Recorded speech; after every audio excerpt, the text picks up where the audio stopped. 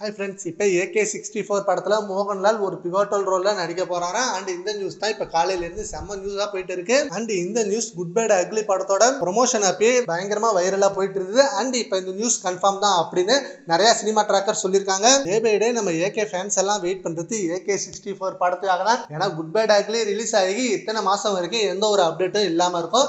But AK64 Adhik Ravichandran தான் direction அப்படின்ற update மட்டும் தான் நம்ம AK ஃபேன்ஸ் கிட்ட இருக்கு. அண்ட் இந்த படத்துல யார் யார் நடிக்கிறான், யார் மியூசிக் டைரக்டர் அப்படின்னு எந்த ஒரு அபிஷியல் அப்டேட்டும் இல்ல. ஆனா அபிஷியல் நியூஸ் மட்டும் இந்த மந்த் எண்ட்ல வருது அப்படின்ற மாதிரி நியூஸ் வந்திருக்கு. ஸோ செம்மையான ஃபர்ஸ்ட் லுக் போஸ்டரோட அந்த அபிஷியல் அப்டேட் நம்மளுக்கு இந்த மந்த் எண்ட்ல கிடைச்சிடும்.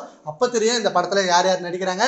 அண்ட் இது வரைக்கும் இந்த படத்துல சுவாசிகா நடிக்கிறாங்க, அண்ட் ஸ்ரீலேலா தான் ஃபீமேல் லீட் ரோல்ல நடிக்கிறாங்க, அண்ட் மோகன்லால் ஒரு பிவோட்டல் ரோல்ல நடிக்கிறாங்க. இப்படின்ற news day by day social மீடியால செம்ம வெயில்ல போயிட்டு இருக்கு. சீக்கிரமே இதை பத்தின அபிஷியல் அப்டேட் ரிலீஸ் ஆகணும். அண்ட் 2025ல பிக்கெஸ்ட் பிளாக் பஸ்டர்ல நம்ம குட் பேட் அக்லி படம் தான் ஃபர்ஸ்ட்ல இருக்கு. தமிழ்நாட்டில் நம்பர் 1 கலெக்ஷனும் அதுதான். அண்ட் நிறைய பெரிய படங்கள் ரிலீஸ் ஆனாலும் பட் நம்ம குட் பேட் அக்லி படம் அளவுக்கு எந்த படமும் வெற்றி அடையல அப்படின்றது தான் உண்மை. அண்ட் AK64 அதே மாதிரி ஒரு செம்மையான சம்பவத்தை ஆதிக் ரவிச்சந்திரன் கொடுத்துட்டாருன்னா வேற லெவல் மொமெண்டா இருக்கும். அண்ட் அதுக்கப்புறம் அகைன் ரேஸுக்கு போயிட்டு அண்ட் AK65 அதுக்கப்புறமா தான் ரெடி பண்ணுவாங்க. ஏன்னா நம்ம தலராஜ் சார் வருஷத்துக்கு ஒரு படம் ரிலீஸ் பண்ணுவான்னு கன்ஃபார்மா இருக்காரு.